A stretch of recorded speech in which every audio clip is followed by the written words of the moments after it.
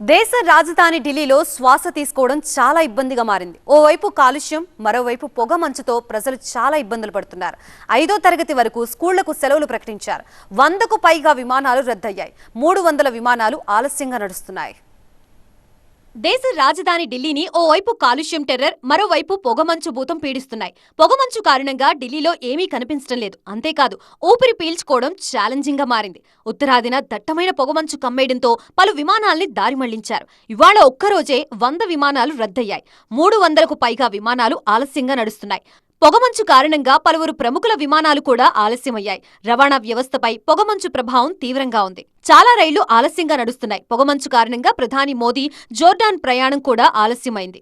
50 మీటర్లకు విజిబిలిటీ పడిపోవడంతో విమానాల రాకపోకలకు తీవ్ర అంతరాయం కలిగింది. ఢిల్లీలోని 40 కాలుష్య పర్యవేక్షణ కేంద్రాల్లో ఎయిర్ క్వాలిటీ ఇండెక్స్ 400 పాయింట్లు దాటింది. రోహిణిలో అత్యధికంగా 500, వాజీపూర్లో 500, జహంగీర్పూర్లో 500, ఆనంద్ విహార్లో 493, వివేక్ విహార్లో 493 పాయింట్లుగా AQI స్థాయిలు నమోదయ్యాయి. 100 మీటర్లకి మించి కనిపించడం లేదు. దీంతో వాహనదారులు కూడా తమ వేగాన్ని తగ్గించుకుని నడపాలంటున్నారు అధికారులు.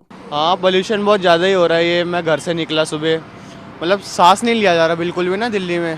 और क्या है, हम घर से यहाँ इंडिया गेट तक साइकिल पे आए, मतलब इतना रिस्क था ऐसे, इतनी फॉग की वजह से कि मतलब कभी भी एक्सीडेंट हो सकता है। मतलब काफ़ी बुरी हालत है अब ना। ఢిల్లీ కాలుష్యంపై పర్యావరణ శాఖ ఉన్నత స్థాయి సమీక్ష నిర్వహించింది. ఎయిర్ ఎమర్జెన్సీ ప్రకటించాలని ఆదేశాలు జారీ చేసింది. వాహన, పరిశ్రమల కాలుష్యం, నిర్మాణ కార్యకలాపాల దుమ్ము ధూళితో గ్యాస్ ఛాంబర్లా మారింది ఢిల్లీ. ఇక ఢిల్లీలో గ్రాప్ 4 నిబంధనల్ని అమలు చేస్తున్నారు. స్కూళ్లలో నర్సరీ నుంచి 5వ తరగతి వరకు సెలవులు ప్రకటించారు. 9వ, 11వ తరగతి విద్యార్థులు తరగతుల్ని హైబ్రిడ్ విధానంలోకి మార్చారు. అత్యవసరమైన సేవల్ని అందించే ట్రక్కులు తప్ప మిగతా ట్రక్కుల్ని ఢిల్లీలోకి అనుమతి లేదు.